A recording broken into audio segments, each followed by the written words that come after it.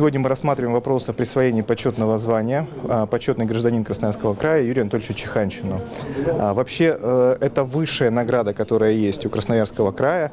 И надо сказать, что награждаются ей, ну понятно, в первую очередь люди, земляки, которые внесли неоценимый вклад в развитие нашей территории, нашего региона Красноярского края, но при этом еще и оказали большое, мощное влияние в целом на развитие страны, на процессы, которые у нас происходят.